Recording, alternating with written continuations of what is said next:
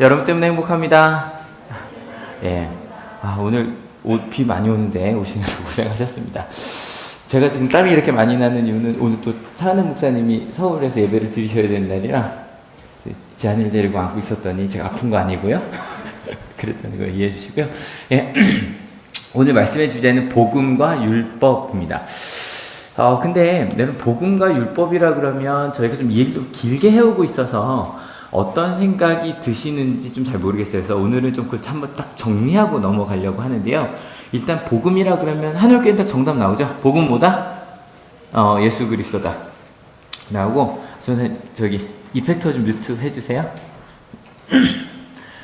주 예수 그리스도 나오고, 근데 이건 좀 너무 이제 너무 넓잖아요, 그죠? 그래서 아마 복음이 뭔지 조금 더 이렇게 깊이 들어간다고 하면, 그러니까 좀 자세하게 이야기한다고 하면 일단 예수님께서 하신 말씀들이 복음일 거예요, 그죠?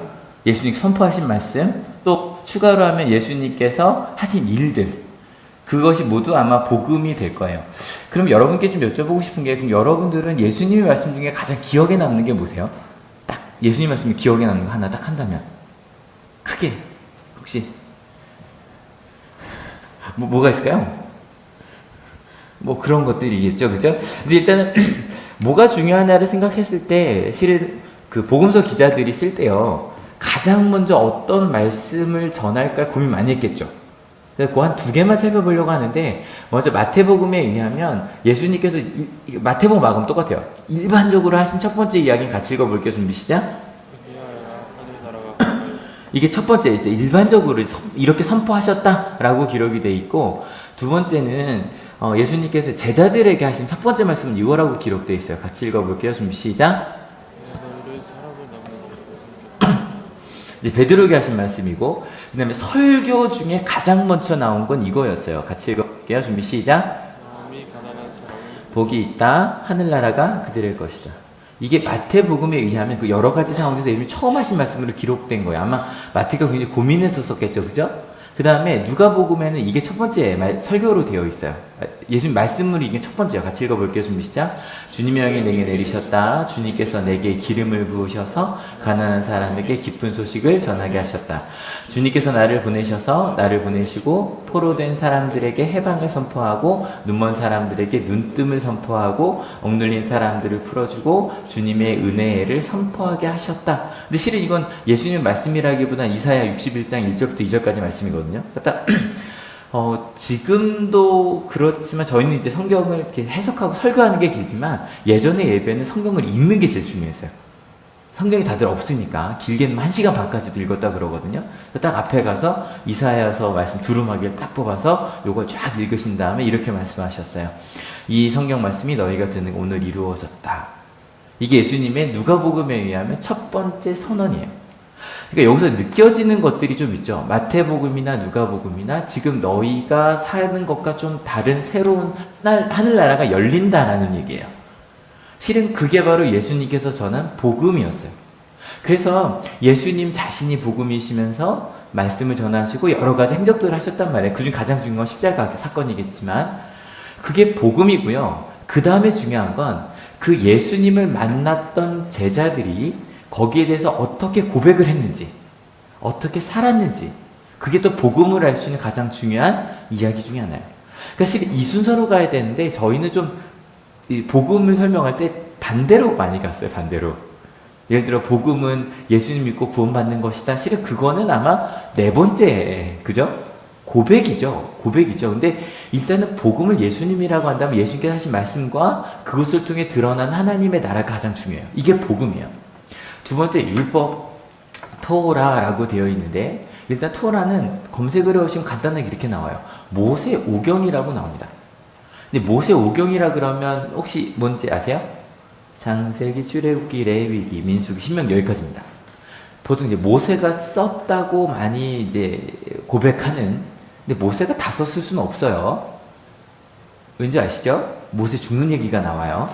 그러니까 모세가 다 썼을 수는 없지만 모세 전승, 그러니까 모세로부터 시작된 그런 5가지 책을 그냥 율법이라고 해서 그냥 신약에서 율법은이라고 나오면 이 창세기, 출애굽기, 레위기, 민수기, 신명기를 생각하시면 돼요.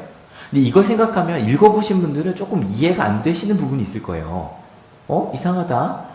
창세기는 창조 얘기부터 나오잖아요. 그게 어떻게 율법이 되지? 우리가 생각하는 율법은 뭐 대한민국 헌법 1장 1조 시작. 대한민국은 민주주의공화국이다. 그 다음에 모든 주권은 뭐 이렇게 1조1항 이렇게 나가잖아요. 그러니까 그런 것을 우리는 그 법이라고 생각을 하는데, 근데 율법에는요, 이 5가지에 나오는 기본적으로 여러 가지 이야기들도 다 율법 받은 가운데 들어가요. 그리고 요즘 민수기 이렇게 큐티 하시면서 아시겠지만 이야기와 율법이 번갈아 가면 나오죠. 그러니까 이야기 자체에도 무언가 전하는 메시지가 있어요. 그래서 그런 것들을 다 이제 율법이라고 이야기를 했던 거예요. 그리고 이 토라라는 단어의 기본적인 뜻은 원래 가르침이에요. 가르침. 그래서 이 이야기 속에 가르침이 있죠. 그죠? 이야기 속에 그 가르침들을 다 토라라고 불렀어요. 그리고 실은 여러분 이제 탈무드라는 거 많이 아시잖아요. 탈무드라는 게 그 토라를 다양하게 해석을 한 거예요. 주석을 한 것들이에요. 그래서 이 탈무드는 어찌 보면 그 복음에서 중요한 부분 중에 하나가 제자들의 고백이라고 그랬잖아요. 마찬가지로 이스라엘이 그 율법을 어떻게 해석했고 어떻게 살아왔는지에 대한 역사가 들어있는 게 율법이에요. 다 포함해서. 이게 율법이에요.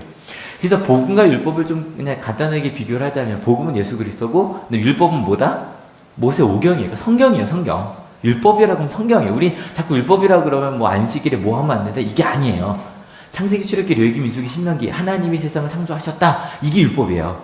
그렇게 생각하셔야 되고요. 왜냐면 지금도요. 뭐 우리 기독교는 아니지만 그 이슬람 있잖아요. 근데 이슬람의 종주국이 어디죠? 사우디아라비아. 사우디아라비아의 헌법이 꾸란이에요. 코란이란 말보다 이제 꾸란이 맞아요. 그래서 꾸란이에요. 그래서 그 거기는 우리 헌법학자들이 있는 것처럼 사우디아라비아의 법학자들은 그 꾸란을 연구해요. 그러니까 그 이야기 자체도 그냥 법이 될 수 있는 거예요. 이렇게 이해를 해주세요. 그러면 복음에는 예수님의 말씀과 행적들이 기본적인 거고, 그 다음에 율법에는 그 창세기부터 나와 있는 그 이야기와 규례들이 율법이에요. 그래서 보통 신약의 시작이 뭐로 시작하죠? 복음서들로 시작해요. 마태, 마가, 누가, 요한복음. 예수님의 이야기로 시작하고 마찬가지로 구약의 시작도 창세기, 출애굽기, 레위기, 민수기, 신명기, 모세오경 시작을 하는 거예요. 그리고 나서 성경의 그 뒷부분 뭐로 이어지냐면 그 복음이 어떻게 사라졌는지에 대한 이야기들, 서신서들이 이야기가 되고 사도행전 나오고 마찬가지로 모세오경이 어떻게 실제로 이루어졌는지에 대한 역사서와 예언서가 나오는 거예요. 이게 성경 전체인 거예요. 그러니까 신약의 핵심은 뭐다? 복음이고 구약의 핵심은 율법이에요. 그러니까 이 의미로서 율법이에요. 그래서 우리가 보통 신약과 구약을 이야기할 때 그래서 율법과 뭐 어디는 이제 예전의 전통에서 구약이랑 신약을 같이 읽었어요. 예배 때. 그래서 두 가지가 연결된다라고 봤는데 요즘에 갈라디아서 읽으시면서 좀 이런 생각 들지 않으세요? 그럼 신약과 구약이 좀 싸우는 것처럼 느낌 들지 않으세요? 율법이랑 복음이 좀 문제가 있는, 서로 좀 부딪히는 것처럼 느껴지지 않으세요? 실은 거기에 대한 대답 중에 하나가 오늘 본문이었어요. 같이 읽어볼게요. 준비 시작. 그렇다면 율법은 하나님의 약속과는 반대되는 것입니까? 그렇지 않습니다. 그 중개자가 준 율법이 생명을 줄 수 있는 것이었다면 의롭게 됨은 분명히 율법에서 생겼을 것입니다. 실은 솔직히 갈라디아서 조금 어렵죠. 재미도 조금 덜한 것 같고, 근데 여러분 좀 잘 따라봐 주셔야 돼요. 저도 갈라디아서 하면서 자꾸 이렇게 뭐 신학에 대해 설명한 느낌이 좀 드는데, 한옥기 아마 여기 좀 필요한 부분인 것 같아요. 근데 여기서 보면, 그러면 이해하는 거야. 율법이 하나님의 약속과 반대가 되는 거냐. 근데 이 뒷부분은 해석은 안 하려고 해요. 왜냐면 이건 모세 이야기를 해야 되는데, 저희한테 모세가 그렇게 중요하지 않기 때문에. 근데 실은 이제 모세 이야기 제가 좀 띄워놓고 가려고 하는데 간단하게 적어요. 율법은 의롭게 할 수 없다는 얘기를 하려는 거예요. 뒷얘기. 이제 그 역은 이제 넘어가고요. 근데 여기서 그런데 율법이랑 반대되는 걸 하나님의 약속으로 대비를 시키거든요. 그 이유가 하나님의 약속은 다른 게 아니라 창세기 10장에 나온 하나님의 아브라함과 약속이에요. 그냥 쭉 한번 읽어볼게요. 준비 시작. 주님께서 아브라함에게 말씀하셨다. 너는 내가 살고 있는 땅과 내가 난 곳과 너희 아버지 집을 떠나서 내가 너에게 보여줄 땅으로 가거라. 내가 너로 큰 민족이 되게 하고 너에게 복을 주어서 내가 크게 이름을 떨치게 하겠다. 너는 복의 근원이 될 것이다. 너를 축복하는 사람에게는 내가 복을 베풀고 너를 저주하는 사람에게는 내가 저주를 내릴 것이다. 땅에 사는 모든 민족이 너로 말미암아 복을 받을 것이다. 갑자기 뜬구름없이 하나님께서 아브라함에게 이러한 엄청난 약속이죠. 단지 네가 복의 근원이 돼서 큰 민족을 이루는 것만이 아니라 모든 민족이 너로 인해 복을 받다. 엄청난 얘기죠. 이런 약속을 받았어요. 그래서 제가 지난주에 말씀드렸어요. 아브라함의 믿음이란 뭘 믿는 거다? 뭘 믿는 거다? 왜냐면 이 당시는 아브라함 나이가 75세거든요. 아내 나이가 65세고. 아이를 낳을 수 있다 없다? 없다. 근데 낳을 수 있다고 믿고 가는 거. 이걸 조금 더 한다면 하나님의 약속을 정말 있는 그대로 믿는 게 믿음이에요. 그래서 갑자기 바울이 이 약속과 율법을 툭 꺼낸 이유가 뭐냐면 하나님의 약속과 율법을 비교해보면 여러분 약속은 12장에 나오고 창세기 12장에 나오고 율법 특별히 이제 할례가 가장 중요하다고 하니까 할례 17장에 나오거든요. 약속이 먼저예요? 할례가 먼저예요? 약속이 먼저라는 그 얘기를 하고 싶은 거예요. 특별히 이 많은 그 뒤에 나온 할례 말고 많은 율법들은 모세에 관련된 건데 모세는요 한참 뒤거든요. 그걸 또 이렇게 설명합니다. 같이 읽어볼게요. 준비 시작. 내가 말하려는 것은 이것입니다. 하나님께서 이미 맺으신 언약을 430년 뒤에 생긴 율법이 이를 무효로 하여 그 약속을 폐하지 못합니다. 단순한 거예요. 일단은 아브라함에게 약속 주신 이후에 430년 뒤에 모세에게 율법을 주셨으니 뭐가 먼저다? 약속이 먼저다. 율법 때문에 약속을 바꿀 수 없다. 이제 그 얘기하려고 이 얘기를 하는 거예요. 그래서 약속과 복음을 이제 비슷하게 이야기하면서, 그러니까 약속이 먼저잖아요. 창세기 12장. 그 다음에 이제 뭐 율법은 그 중간에 있는 거고, 복음은 신약에 나오는 거니까 그 두 가지가 같다라고 이야기하면서 실은 율법을 좀 그냥 제가 원고에 쓴 대로 갈게요. 율법을 좀 까는 거예요. 율법 그 행위로 우리가 구원받는다는 건 실은 그 중간에 있는 거다라는 얘기를 하려는 거였어요. 근데 그럼 이런 생각을 할 수 있을까요? 그럼 율법은 왜 주셨냐는 거죠. 율법은 뭐냐는 거죠. 실은 오늘 얘기가 여기서부터 시작하는 거예요. 그럼 율법은 뭐냐는 거예요. 약속은 어떤 행위가 상관없이 하나님께서 주신 사랑과 은혜라면, 복음도 그런 것이라면, 근데 우리가 생각하는 율법은 자꾸 무언가를 해야 되는 거잖아요. 그럼 율법은 뭐냐? 실은 저희가 갈라디아서를 읽으면서 이런 얘기 제가 좀 들었어요. 목사님, 요즘에 갈라디아서 설교는 좀 위험해요. 라는 얘기를 좀 여기저기서 들었어요. 여기저기서 세 분에게 들었어요. 근데 실은 그 마음을 알아요. 저도 제가 설교하면서 잘못 이해하실 수도 있습니다라고 이야기를 하고 있기 때문에. 근데 이건 왜 그러냐면 제가 아마 이것 때문일 거예요. 주일날 교회 나오는 사람이라고 그리스도인은 아니다. 이 얘기를 하기 때문에 이게 위험할 수도 있다는 얘기를 아마 하시는 것 같아요. 근데 여러분 이걸 오해하시면 안 돼요. 주일날 예배에 나온다고 그리스도인이 아니란 얘기는 어떤 얘기일까요? 이런 걸까요? 주일만 나오면 되는 걸로 되는 건 아니고 주일 오후 예배도 나와야 되고 수요 예배도 나와야 되고 심야 기도도 나와야 되고 새벽 기도도 나와야 그리스도인이라는 얘기는 당연히 아니겠죠. 이 맥락은 아니에요. 근데 그럼에도 불구하고 우리들이 좀 뭔가 제가 항상 이 갈라디아서 말씀이니까 믿음과 행위를 이렇게 비교해 놓고 나서 믿음이 중요하지 행위는 중요하지 않다. 믿음으로 의로움을 얻는다라고 이야기를 자꾸 하면 그런 이야기를 하면 이런 생각이 드는 거예요. 그럼 규칙은 중요하지 않다는 얘기인가요? 라는 마음이 들죠. 그죠? 주일날 안 나와도 된다는 걸로 들리는 거예요. 그 말이. 그죠? 그러면 이것 안 해도 된다는 걸로 들리니 그러면 내 마음대로 해도 된다는 건가요? 라고 자꾸 들리는 거예요. 그래서 실제로요, 바울이 전한 복음을 들은 유대인들이 뭐라고 얘기를 했냐면요, 이렇게 얘기를 했어요. 바울이 전하는 복음은 이게 갈라디아서 1장에 나온 비난이었어요. 사람의 마음을 기쁘게 하려는 복음이다. 바울이 전하는 복음은 사람의 환심을 사려고 하는 복음이다. 이해가 되시죠? 만약에 나는 11조를 드리고 있는데 11조가 꼭 중요한 건 아니다라고 하면 왔싸. 여러분 10%만 잘 적립식 펀드, 이제 펀드 안 되죠. 원래 잘 모으시면 괜찮겠다. 내가 쓰임새가 좀 나아지겠다. 그 생각 들지 않으세요? 아싸 잘 됐다. 와 일요일날 주일날 예배 안 나와도 돼. 와 그럼 주일날 할 수 있는 게 얼마나 많을까? 잠도 더 자야 되고 뭐 이럴 수 있지 않을까? 그런 생각을 하니까 사람들이 유대인들이 볼 때는 바울이 전하는 복음은 사람들의 마음을 기쁘게 하려는. 그래서 퍼퓰리즘이 완전 퍼퓰리즘 같은 그런 복음이다라고 이야기를 했더라는 거예요. 그래서 바울이 그 얘기를 알아요. 내 얘기를 들을 때 그렇게 생각할 수도 있겠다. 나를 그렇게 비난하는 걸 내가 안다라고 갈라디아 1장에 얘기를 한 거예요. 그러면 여러분 여쭤볼게요. 되게 중요한 질문. 특별히 우리 한올교회는 선생님들이 많으시고 교육에 관계된 분들이 많으시기 때문에 여러분 규칙은 필요하죠? 이거 아니라고 대답하실 분. 규칙은 필요해요. 왜냐면 여러분 지한이가요 뭐 먹을 때마다 물어봐 이거 먹어도 되냐고.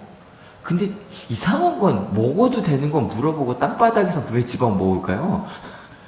지가 먹고 싶은 게 있으면 얘가 갑자기 몰래 딴 데 곳으로 가요. 거기서 이렇게 먹어요. 근데 먹어도 되는 건 먹어도 되냐고 물어요. 왜 그런지 모르겠는데 근데 물어봐야 돼요. 그죠? 먹으면 안 되는 것들이 분명히 있어요. 요즘에 그렇게 빨려고 하는 게 뭐냐면 지한이가 저 닮아갖고 목이 잘 물리거든요. 근데 목이 물린 바르는 거 버물리 같은 거 있잖아요. 근데 그게 또 애기 거라고 귀여워요. 뽀로로랑 키티가 그려져 있어요. 그걸 그렇게 빨려 그래요. 애기 거라 좀 덜 따갑나 봐요. 근데 하면 안 되잖아요. 그러니까 분명히 규칙이 필요해요. 하면 안 된다는 규칙이 필요해요. 근데 바울은 거기에 대해서 뭐라고 이야기하냐면 아주 단순하게 이렇게 말해요. 규칙이 필요하냐라고 딱 물었더니 바울의 대답은 필요했다예요. 필요했다. 그러면 이제 말씀으로 들어가 볼게요. 준비 시작. 그러면 율법의 용도는 무엇입니까? 율법은 약속을 받으신 그 후손이 오실 때까지 범죄들 때문에 덮쳐주신 것입니다. 그것은 천사들을 통하여 한 중개자의 손으로 제정되었습니다. 단순하게 얘기해요. 범죄가 범죄라고 말하기 위해서. 그러니까 저도 가끔 아무래도 하나니까 오냐오냐 하잖아요. 오냐오냐 하니까 이제 막 목을 막 이렇게 때리기도 하고 막 이래서 막 웃어준단 말이에요. 근데 얘기하죠. 나한테는 해도 돼. 또 딴 사람한테 하면 안 돼. 그건 아니야. 그리고 이제 딴 데 가서 이렇게 뭐 식당에서 치면 또 차은혜 목사자가 굉장히 귀에 민감하기 때문에 소리에 절대 못 치게 하거든요. 그거 알려줘야죠. 그죠? 그러니까 그게 잘못인지 모르고 하니까 그런 것에 대해서 율법은 잘못이라고 알려주더라는 거예요. 여러분 교회 처음 다니셨을 때 어떤 타이밍이 오냐면 되게 하나님이 나 사랑하신다는 말이 좋다가 갑자기 그럼 내가 잘못한 게 되게 많았네라고 깨닫게 될 때 있으시죠. 그때가 좀 힘들거든요. 근데 왜냐면 성경 읽다 보니까 그거 어떠셨어요? 제가 자주 인용하는 거예요. 친구를 바보라고만 하면 너는 지옥불에 빠질 거다. 안 무서우셨어요? 아니 바보라고 하면 안 되네 뭐 이런 것부터 시작해서 좀 판단하지 말아라 이런 말들 있잖아요. 마음으로만 뭐 이런 얘기들 있잖아요. 그러니까 실은 그것이 잘못된 줄 몰랐단 말이에요. 그러니까 전 가끔 그 교회에 앉아있을 때 재밌는 게 애들이 막 가서 지들끼리 얘기하다가 욕을 꼭 해요. 욕하고는 한 애가 그래요. 야, 넌 교회 와서 욕하냐? 그럼 제가 일어나서 얘기하죠. 밖에서는 해도 되냐? 제가 그러거든요. 근데 아무튼 그러면 이게 하면 안 되는 거구나라고 알아가는 것만으로도 율법의 첫 번째 역할이에요. 두 번째 또 읽어볼까요? 준비 시작. 그리스도께서 오실 때까지 우리에게 개인교사 역할을 하였습니다. 그것은 우리로 하여금 믿음으로 의롭다고 하심을 받게 하시려고 하는 것입니다. 이 개인교사라는 게 아마 교회를 좀 오래 다니신 분들은 되게 이상한 단어가 옛날 개혁성경에 있었거든요. 혹시 기억나세요? 몽학선생이라는 말이 있어요. 개혁성 몽학선생이라고 되어 있었고 몽학선생이 몽학이 아이들이 배우는 게 몽학이래요. 몽학. 그리고 요게 이제 그 개혁 성경을 개정한 개혁 개정에는 초등 선생이라고 되어 있고 새 번역에는 이제 개인 교사라고 되어 있는데 이게 뭐 원어로 파이다 고고스라고 되어 있는데요. 이런 뜻이래요. 소년 보호자, 아이를 학교에 데려다 주는 노예의 가정 교사래요. 그러니까 딱 어느 정도 역할이냐면 이 주인의 아들을 데리고 이제 뭐 도련님 하면서 학교까지 데려다 주고 준비물 챙겨주고 또 끝나고 나면 데리고 오고 숙제 같이 봐주고 그 정도 역할을 하는 소년 보호자 가정교사. 가정교사도 뭐 대학 보내려고 하는 가정교사 정도가 아니라 산수 정도 가르쳐 줄 수 있는. 요즘 산수라고 안 하죠. 초등학교부터 수학이죠. 죄송해요. 국민학교를 다녀서 아무튼 그래서 그러니까 그 정도가 이 개인 교사인 거예요. 그러니까 바울이 생각할 때 율법은 그 정도 역할, 초등학교 정도 를 도울 수 있는 정도의 역할이 율법인 거예요. 좀 더 읽어볼까요? 준비 시작. 그러나 성경은 모든 것이 죄 아래에 갇혀 있다고 말합니다. 그것은 약속하신 것을 예수 그리스도를 믿는 믿음에 근거하여 믿는 사람들에게 주시려고 하는 것입니다. 제가 단어가 좀 어려서 툭툭툭 넘어가는 거예요. 중요한 것만 보시면서. 근데 문제는 우리가 그렇게 율법의 도움을 받아서 초등학교를 다니는, 초등신앙을 배우는데 모든 것이 죄 아래에 갇혔다는 건 뭐냐면, 여러분 어때요? 항상 기뻐하라고 하셨으니까 기뻐하죠? 불평하지 말라고 했으니까 불평이 안 나오죠? 아니죠, 그죠? 그러니까 죄 아래에 갇혔다는 거를 실은 어거스틴이 되게 멋있게 표현해요. 제가 요 얘기할 때마다 자주 인용할 거예요. 성 어거스틴, 아우구스티누스가 뭐라고 얘기했냐면, 우리는 예수님을 알기 전까지는 죄 지을 자유밖에 없었다. 그러니까 자유가 있긴 했는데 죄 지을 자유. 그러니까 뭐냐면 욕할 자유, 미워할 자유, 그 다음에 거짓말할 자유밖에 없었다. 여러분 애기들이 거짓말 한다면서요. 근데 지한이는 말을 못하는데도 거짓말하는 게 보여요. 거짓말하는 게 보니까 아까 그런 것처럼 안 먹었다고 먹었는데 정말 귀여운 게 이게 애가 뭘 먹으면 이렇게 먹잖아요. 그 먹고 나면 컵 잡고 이렇게 생기거든요. 그걸 자기 안 먹었다고 막 이래요. 그러니까 뻔히 보이죠. 그러니까 그럴 수밖에 없는 거야. 애기들은 거짓말하고 자기는 먹고 싶은 거 먹고 막 이러는 거죠. 그 땅바닥 집어 먹고 막 그러는 거예요. 근데 예수님을 알고 난 다음에 어거스틴 뭐라고 얘기냐면 죄를 안 지을 수 있는 자유가 생겼다고 표현해요. 이 말도 참 괜찮죠? 그러니까 안 미워할 수 있고 용서할 수 있고 사랑할 수 있는 자유가 생겼다는 거예요. 그러니까 그 전까지는 율법의 도움을 받아서 뭐가 잘못인지 알았는데 그렇게 살 수 있었다 없었다? 없었더라는 거죠. 근데 저희가 아까 이렇게 제가 색깔을 표시하지 않은 부분 중에 계속 반복되는 얘기가 뭐냐면, 그랬는데 아까 그랬죠? 규칙이 필요하다 안 필요하다? 필요했었다. 언제까지냐면 그 후손, 약속받은 후손 예수님이 오실 때까지. 또 그 다음 똑같이 얘기해요. 그리스도께서 오실 때까지 율법이 필요했었다. 그 다음도 그렇게 얘기해요. 약속하신 것을 예수 그리스도를 믿는 믿음에 근거하여 예수님께서 오시면 그 믿음이, 또 얘기죠. 그리스도께서 오실 때까지 믿음으로 의롭다고 하심을 받게 하려고. 그래서 예수님께서 오시면 그 전까지 필요했는데 예수님께서 오시면 그때부터는 율법으로가 아니라 믿음으로 의롭게 되고, 또 율법으로가 아니라 믿는 사람들에게 약속하신 것이 주어진다는 거예요. 잘 따라오고 계시죠? 그 다음 말씀 넘어갑니다. 준비 시작. 그런데 그 믿음이 이미 왔으므로 우리가 이제는 개인교사 아래에 있지 않습니다.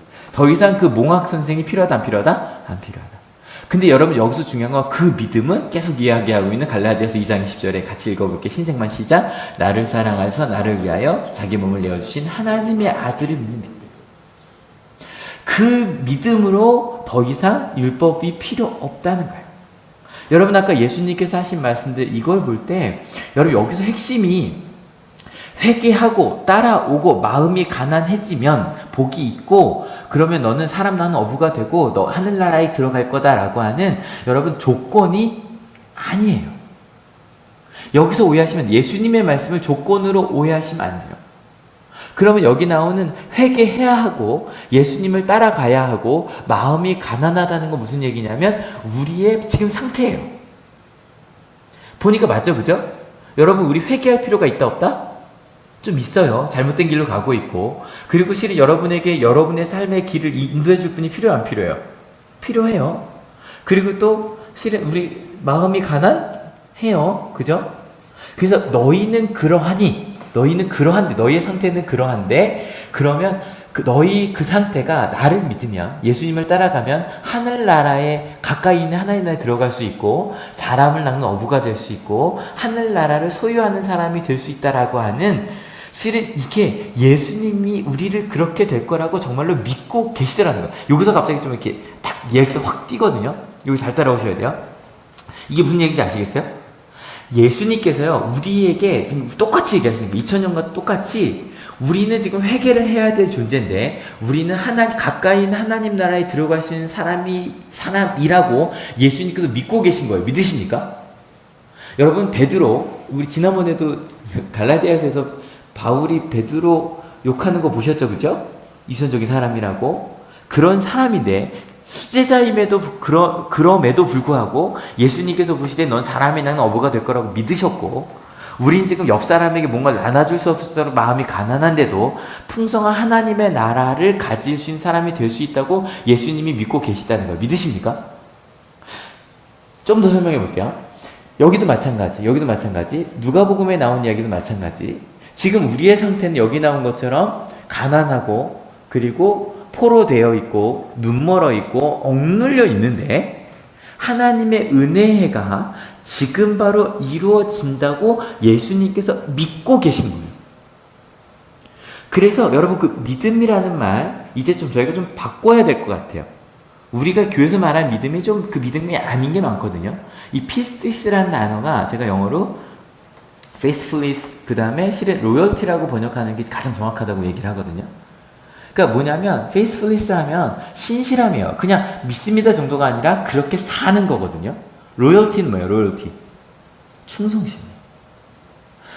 예수님은요, 정말로 우리가 그렇다고 믿고 우리를 사랑하셨어요. 여기 반대 얘기를 좀 더 가면 전달이 될 것 같아요. 지난주에 저희가 저주받을 믿음에 대해서 이야기했어요. 기억하세요? 저주받아야 할 만한 다른 복음을 전하는 믿음이 있었어요. 바로 뭐냐면, 뭐뭐를 해야만, 혹은 뭐뭐를 하면 안 된 하나님의 사랑을 받으려면 이런 조건이 있다라고 말하는 게 바로 우리가 어리석고 이렇게 꾀임을 받은 잘못된 믿음이라고 이야기를 했거든요, 바울이. 왜냐면 예수님은 우리가 어떤 상황에 있어도 하나님의 자녀가 될 거라고 정말 믿고 그렇게 변함없이 가셨어요. 믿으십니까? 심지어는 내 앞에서 사람들이 저 사람 십자가에 못 박으라고 손가락질하고 나를 십자가에 못 박고 있는데도 예수님은 그 제사장들까지도 하나님께 돌아올 거라고 믿으셨어요. 믿으십니까? 그것으로 사랑하셨어요. 그러면 예수님의 믿음과 예수님의 사랑이라는 걸 어떻게 이해할 수 있을까? 만약에 우리가 예수님께서 야, 너 주일날 교회 빠졌으니까, 아니면 네가 옆 사람을 미워했으니까 너는 예수님은 널 사랑하지 않으실 거야 라고 말하면 예수님의 사랑과 같아요, 달라요? 그건 다른 거예요. 분명히 다른 거예요. 여러분, 이 생각을 해보세요. 예수님이 나를 믿고 계세요. 그리고 심지어 우리가 어떤 상황이어도 예수님께 충성, 하나님 아버지가 우리를 사랑하심을 알고 그 마음대로 충성하셔서 가신 길이 십자가의 길이었다는 거예요. 그래서 우리가 어떤 모습임에도 충성하셔서 끝까지 사랑의 일을 가신 분이 예수님이세요. 그리고 하나님 아버지가 예수님만이 아니라 하나님 아버지가 우리를 그렇게 사랑하세요. 믿으십니까? 그렇다면 더 읽어볼게요. 준비 시작. 여러분은 모두 그 믿음으로 말미암아 그리스도 예수에서 하나님의 자녀들입니다. 선포하는 거예요. 그 믿음은 예수님의 믿음이거든요. 하나님의 믿음이거든요. 그 예수님으로 말미암아 우린 하나님의 자녀가 된 거예요. 믿으십니까? 이거 선포예요.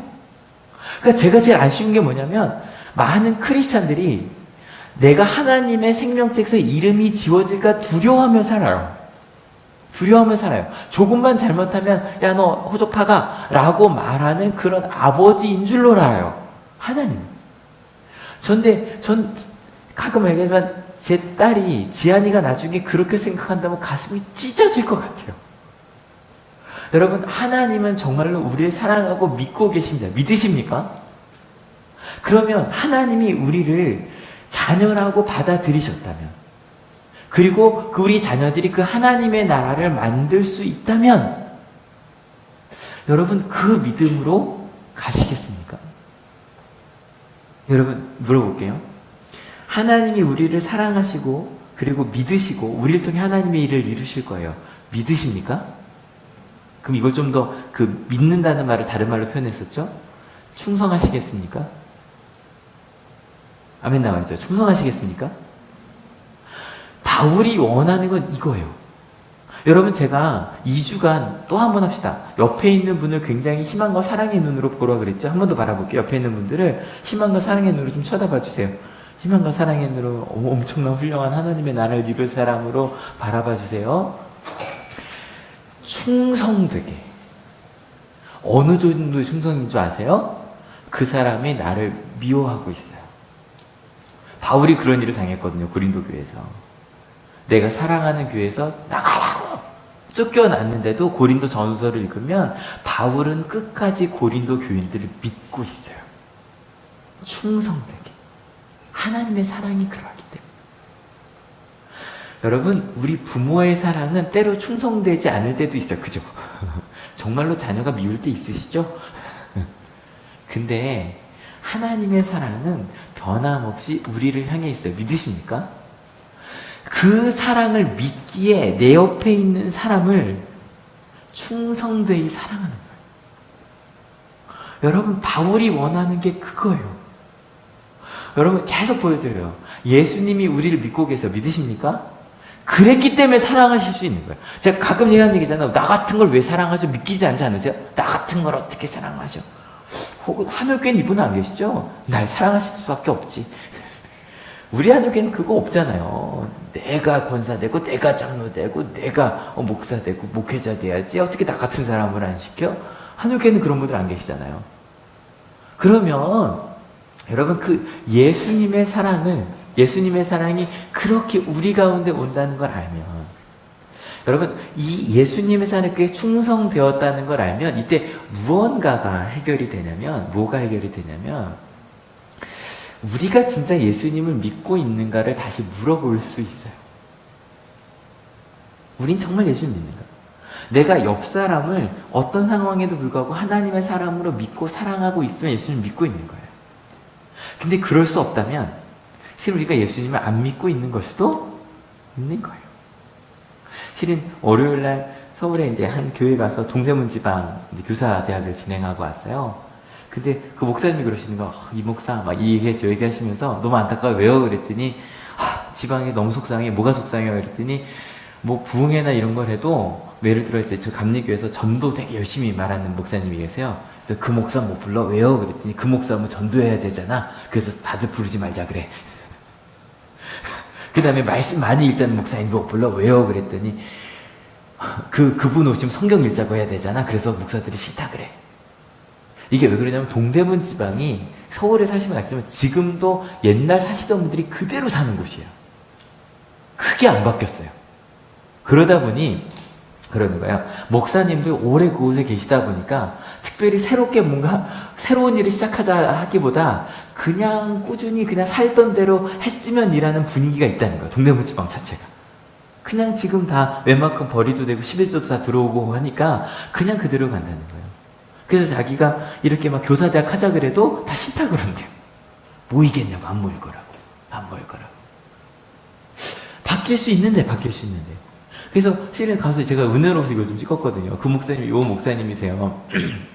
서승진 목사님이라고 나중에 꼭 저희 교회도 한번 모시고 싶은 목사님이시거든요. 근데 서승진 목사님이 제가 요거 왜 찍었냐면 여기가 아들이고 여기가 딸이에요. 목사님 아들이랑 딸이에요. 그래서 아들은 저희 이제 후배가 됐고 나는 딴 학교에 갔는데 지금 이제 유학을 가서 다시 신학을 하겠다 그래요. 근데 실은 갈 때마다 제가 이 교회 3번째 갔기 때문에 갈 때마다 아들 딸들이랑 얘기 되게 많이 했어요. 그러니까 재작년부터 얘기를 좀 많이 했는데 실은 저게 너무 좋아 보이는 거예요. 아버지가 앞에서 찬양 인도도 아니고 옆에 싱어로 서신 거예요. 자꾸 화음을 넣으시더라고요.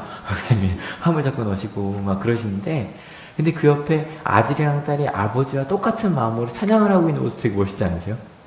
좋지 않으세요? 좋아 보이지 않으세요? 근데 실은 목사님은 정말로 믿으시는구나. 실은 서승희 목사님이 제일 열심히 하시는 게 뭐냐면 말씀 읽자는 거거든요. 말씀 묵상하자는 거거든요. 근데 주변에서 그런데요. 자꾸 목사님한테 그럼 그렇게 지금 이 교회 담임 목사에서 7년 동안 말씀 읽어서 성도가 늘었냐고. 안 늘었으니까 성공 안 한 거 아니냐고. 근데 저도 믿는 게 여러분 빨리 성장하지 않아요. 사람은. 말씀이 정말 우리 가운데 역사합니다. 믿으십니까? 근데 그 얘기를 한참 나누고 나서 이제 찬양을 하는데 이 찬양을 하는데 솔로를 하시는 거예요. 소리 좀 나고 있어. 컴퓨터 전자칠판.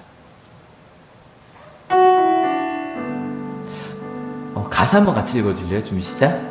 은혜 아니면 살아갈 수가 없네. 호흡마저도 다 주의 것이니 세상 평안과 위로 내게 없어도 예수 오직. 이런 찬양이에요. 은혜 아니면 살아갈 수가 없네. 호흡마저도 다 주의 것이니 세상 평안과 위로 내게 없어도 예수 오직 예수뿐이네. 한번 같이 불러볼까요? 은혜 아니면 살아갈 수가 없네. 호흡마저도 다 주의 것이니 세상 평안과 위험 내게 없어도 예수 오직 예수뿐이네. 그 신계획 다 볼 수도 없고 작은 고난에도 지쳐도 주께 묶인 나의 모든 삶 버티고 견디게 하시네.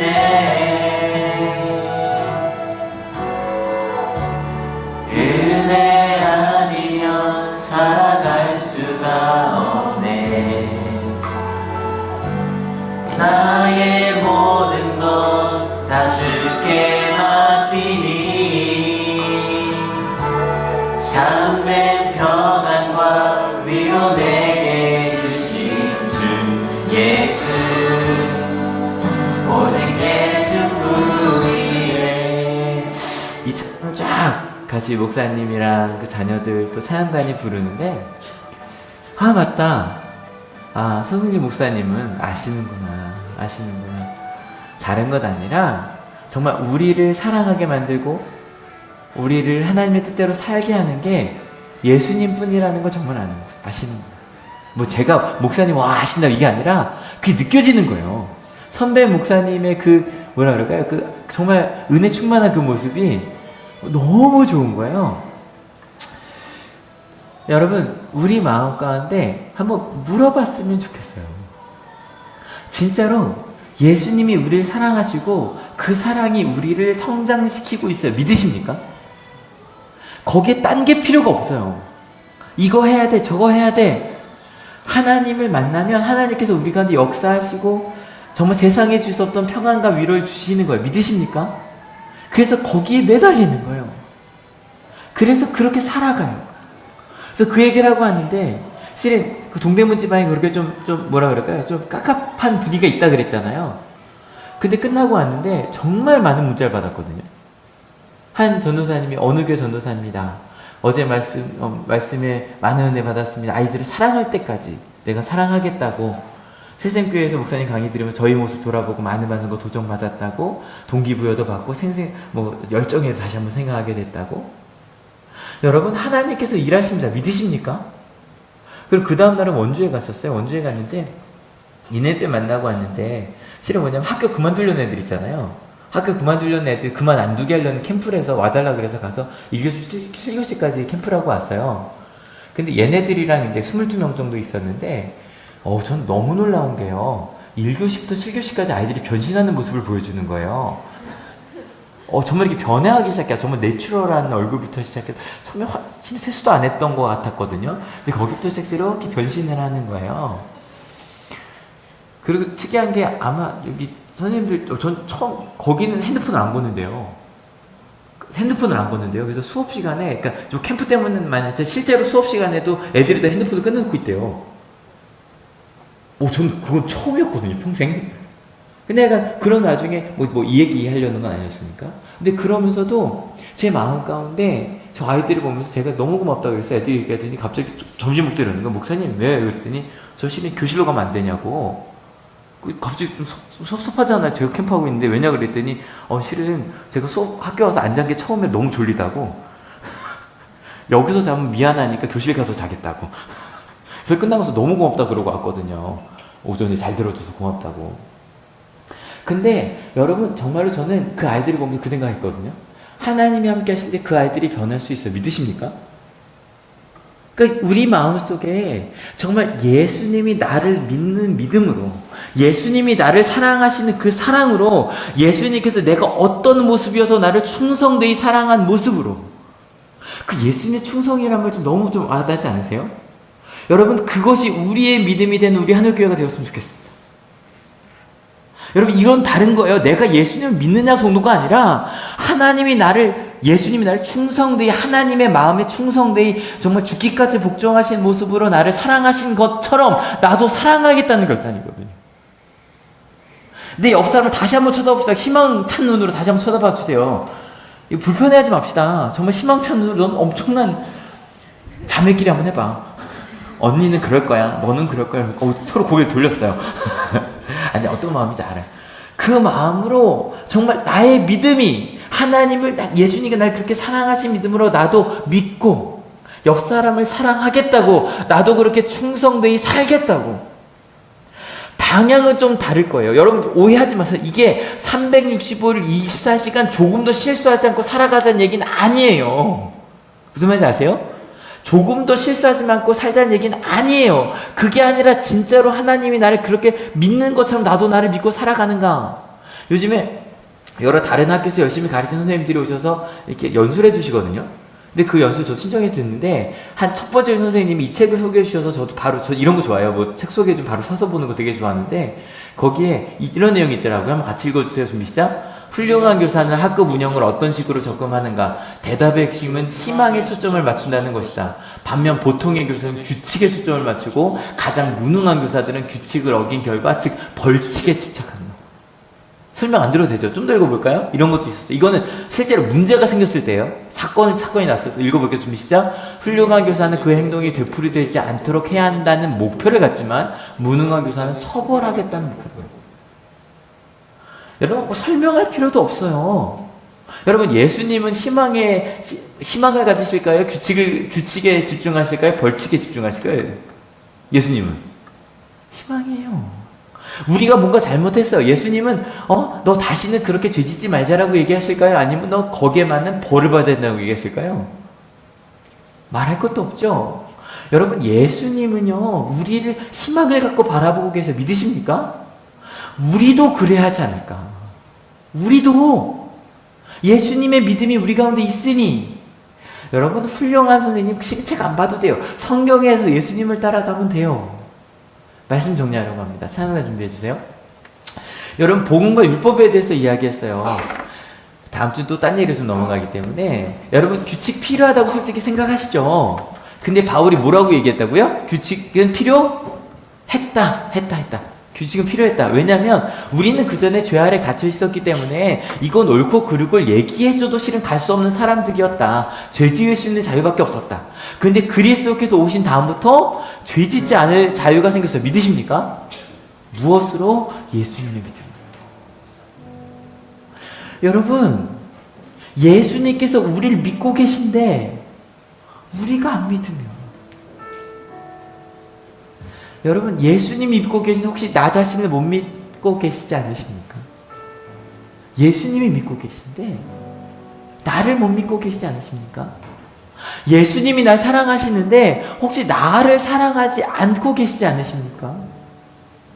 예수님은 어떤 상황에서 충성되이, 피스티스, 신실하게, 로열티, 충성심을 가지고 우리를 믿고 그 길을 갖고 계신데, 여러분, 규칙 필요하냐고요? 예, 필요하겠죠. 근데요, 그 예수님의 충성됨을 아는 사람들은요, 규칙을 말하기보다 예수님을 따라 살아요. 예수님을 따라 살아요. 그리고 그렇게 살아본 사람들은 그것이 시간이 걸린다는 걸 알아요. 여러분, 전국에서 술 끊게 하는 거 누가 제일 잘하는 줄 아세요? 가장 유명한 데가 뭔지 아세요? 가톨릭 계통이에요. 가톨릭 계통 알코올릭 치료소가 있어요. 왜 유명한지 아세요? 알코올릭이셨던 신부님들이 운영하세요. 가톨릭은 술 마셔도 되잖아요. 그래서 정말 알코올릭이셨기 때문에, 알코올 중독자였기 때문에 알코올을 벗어나는 과정이 얼마나 힘들고 오래 걸린 줄 알아요. 끝까지 포기하지 않고 사랑하고 그들을 치료해 주세요. 그래서 알코올 치료는 거기가 제일 유명해요.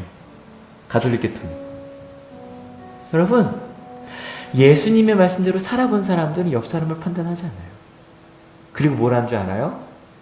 나 같은 사람이 하나님을 사랑하게 됐어요. 절대 세상이 악하여서 세상에 하나님 말씀 살기 힘들미나라고 말하지 않아요. 주님, 저는 못한 줄 알았는데 하나님의 말씀 때문에 사랑할 수 있게 됐습니다. 여러분, 그게 예수님의 사랑을 아는 하나님의 자녀들의 고백이에요. 믿으십니까? 우린 그렇게 고백하게 될 겁니다. 믿으십니까? 그 하나님의 날 누리게 될 겁니다. 믿으십니까? 여러분, 오늘 정말 예수님을 믿으십니까? 그 예수님의 사랑에 충성하시겠습니까?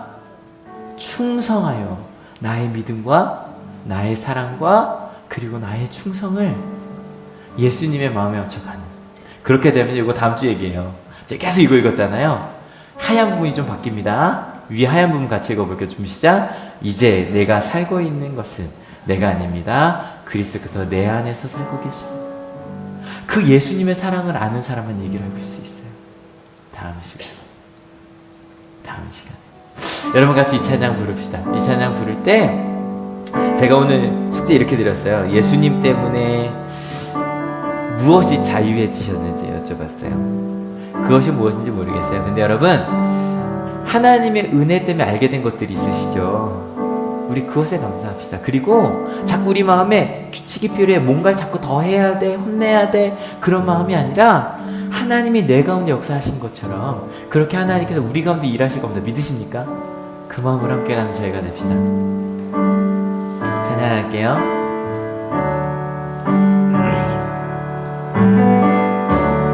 은혜 아니면 살아갈 수가 없네. 돈마저도 다 주의 것이니 세상 평안과 위로 내게 없어도 예수, 오직 예수뿐이네. 자기 고백합시다. 은혜 아니면 살아갈 수가 없네. 돈마저도 다 주의 것이니 세상 평안과 위로 내게 없어도 예수, 오직 예수뿐이네.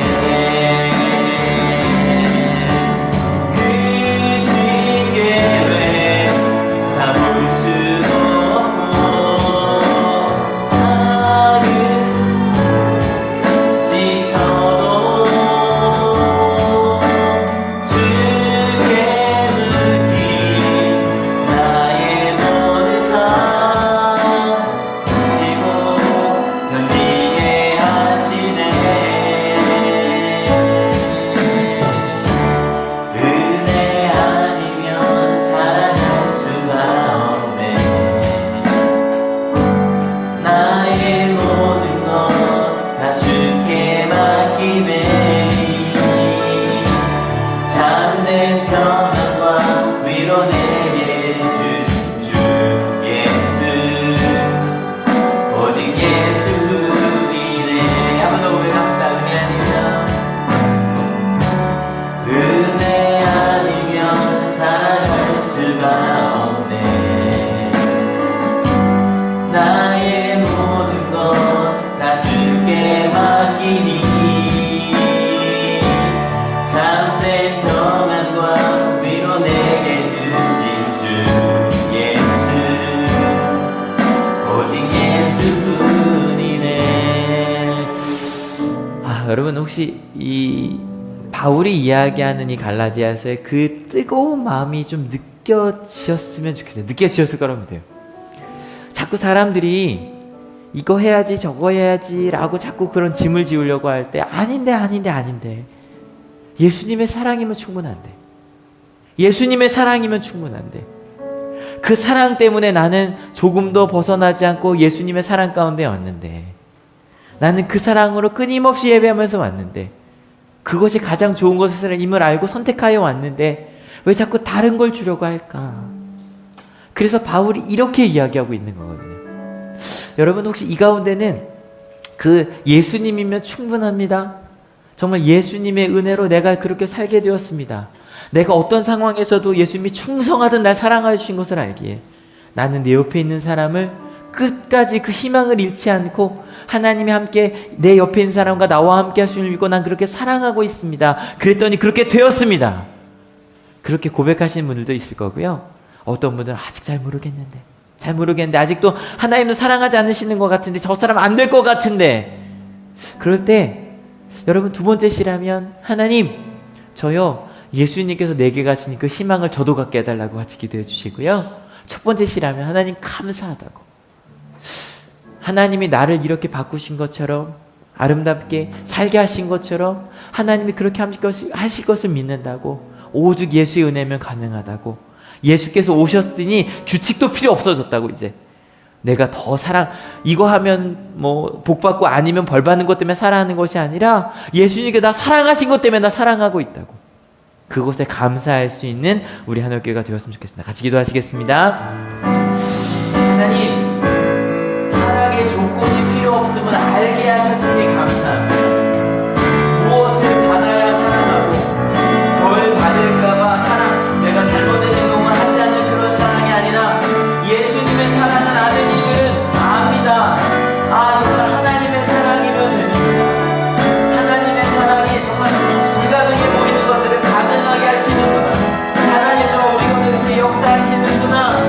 하나님, 그 하나님의 사랑을 알게 희망을 주는 우리가 되게 하여 주옵소서.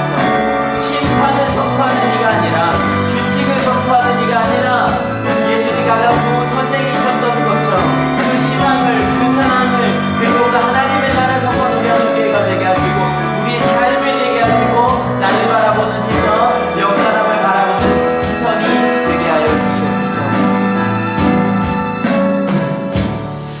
주님, 우리 가운데 끊임없이 너 혼날 거야 라고 이야기했던, 세상에 나온 책에서도 가장 나쁜 교사가 하는 일들이 꼭 하나님이 하신 일이냐, 그렇게 말했던 그런 연약한 우리의 신앙을 알게 하시니 감사합니다.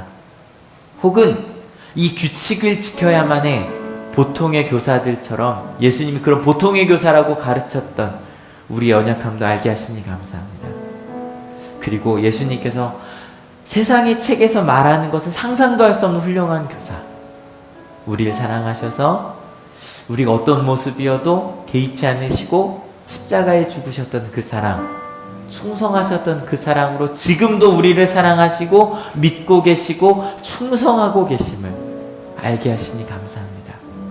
이제 그 훌륭하신 예수님의 본을 따라 우리도 그렇게 믿고 사랑하고 충성하려고 합니다. 혹시 여기 부모들이 있다면, 또 교사들이 있다면, 어떠한 거래로서가 아니라, 혼내는 것이 아니라 예수님의 사랑이 그들을 이끌 수 있다고 이제 믿고 그렇게 가르치고 키우려고 결단합니다.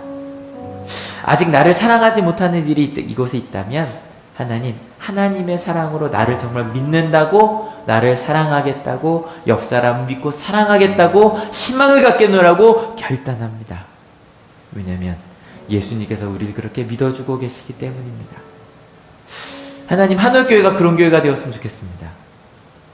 심판을 선포할 필요도 없고 규칙을 이야기하지 않아도 하나님의 사랑이 너무 커서 함께 모여 찬양하고 기도하고 예배하고 삶 속에서 그 사랑을 실천하며 살아가는, 때로 실패했어도 다시 그 길로 가지 않겠다고 결단하고 또다시 함께 격려하며 그 길을 걸어가는 그런 안전한 교회, 은혜가 삶이 되는 하늘교회가 되게 하실 줄로 믿습니다. 하늘교회 모든 모임 가운데 특별히 이번 주 토요일 주일날 아동부 성경학교가 있습니다. 또 다음 주에는 청년부 수련회가 있고요. 또 8월 둘째 주에는 청소년부 우리 MIF 수련회가 있습니다. 그 모든 시간 가운데 주님 함께 하여 주셔서 그 은혜 가득한 우리 한올교회가 되게 하여 주실 줄로 믿습니다. 혹시 우리 가운데 몸이 아프거나 마음이 아프거나 어려움 속에 있어서 내가 사랑받는다는 게 믿겨지지 않는 이들이 있습니까? 다가가 두 손 잡게 하시고 그리고 그 시간들을 함께 견뎌내는 우리 한올교회가 되게 하여 주시옵소서. 그렇게 하나님의 사랑으로 충성되이 살겠다고 결단하는, 충성되이 믿고 사랑하며 살겠다고 결단하는 하나님의 자녀들 머리 위에 예수 그리스도의 사랑과 하나님의 은혜와 성령 하나님의 인도하심이 지금으로부터 영원토록 함께 하옵시기를 간절히 축원하옵나이다. 아멘.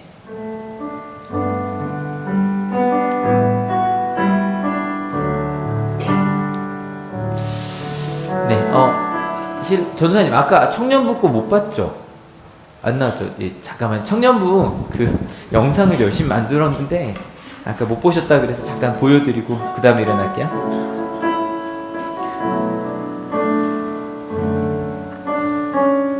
넣었는데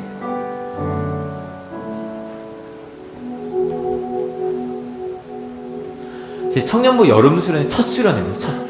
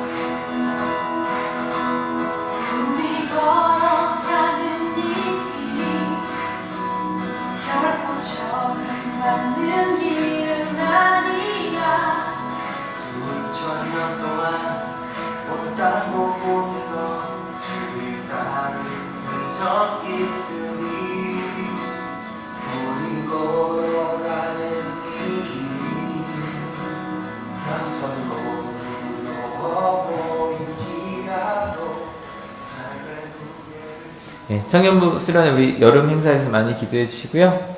많이 내가 청년이라고 생각하시는 분들 다 참여하면 되나요? 내가 자리에서 일어나셔서 같이 하겠습니다.